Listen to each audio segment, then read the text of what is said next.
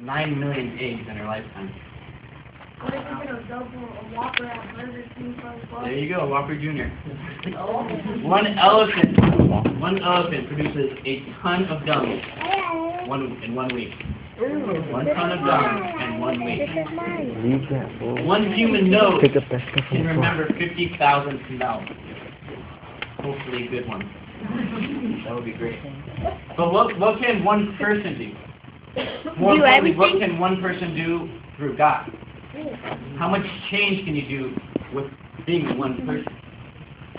The video we just watched mentioned David defeating Goliath, and Esther standing up to a king, putting her life on the line, and even Gideon, who by himself led an army of 300 versus thousands of others. So there's many more in the Bible. There's Paul, who uses his words to encourage thousands of people all around the world from a prison cell. And he was one man. But what about you? What can you do to change the world? How much power do you have as one person? But more importantly, what can God do through you being one person? And what does the Bible say you should do as one person? Well, I got 4 things for you. 4 separate things. First off, the Bible tells us to simply encourage one another. 1 Thessalonians 5:11. Therefore, encourage one another and build each other up, just as, in fact, you are doing. Thank you. Good reading. I believe we live in a world where we hear too many "you can't" or "you shouldn't." There's not enough encouragement in the world. I see kids every day in the youth center who've been told, "you can't" or "you won't." We need to encourage one another. We need to build each other up, just like the Bible has told us. Too many people are down and discouraged. But what can we do? Maybe even a simple letter, a simple thank you card. The biggest thing that brightens my day is when I get an email from a friend or from a coworker, or even a note left on my car saying how much I'm appreciated and how they see the work that I'm doing and they enjoy it. That is the most blessful thing you can do for someone. Just write a thank you note, or say it to them in person. Say, thank you for what you do. We appreciate you, or I'm thinking about you, or I'm praying about you. Encourage one another. Second, the Bible says to feed your enemies. Feed your enemies. If your enemy is hungry, feed him. If he is thirsty, give him something to drink. How many of us have someone that we have a grudge against, or someone that we're still angry with? Yeah. Buy them lunch. Take that $1 and buy them a double cheeseburger.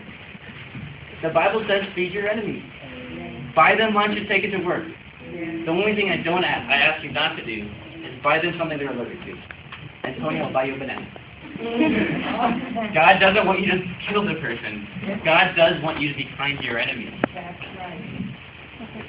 And the world is saying on all the movies, let's fight fire with fire. Why?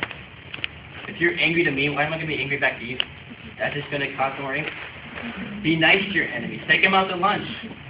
Get a cold bottle of water and give it to somebody that's on the street. Somebody who's waiting for work over at Circle K, or somebody who needs it. Maybe we all have neighbors who are struggling financially. Invite them over for dinner. Give them something to eat. Talk to them. It doesn't have to be your enemy. Matthew 25, 33-40. He will put the sheep on his right and the goats on his left. Then the king will say to those on his right, "Come, you who are blessed by my Father, take your inheritance, the kingdom prepared for you since the creation of the world. For I was hungry, and you gave me something to eat. I was thirsty, and you gave me something to drink. I was a stranger, and you invited me in. I needed clothes, and you clothed me. I was sick, and you looked after me. I was in prison, and you came to visit me." Then the righteous will answer him, "Lord, when did we see you hungry and feed you, or thirsty and give you something to drink? When did we see you a stranger and invite you in, or needing clothes and clothed you? When did we see you sick and in prison and go visit you?" The king will reply, I tell you the truth.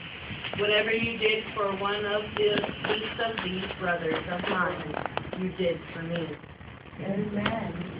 Whenever we feed a stranger, whenever we give a stranger a bottle of water, we are doing so also for our King, for our Savior.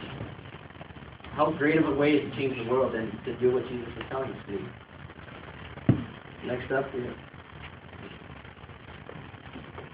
Read the lights one more time.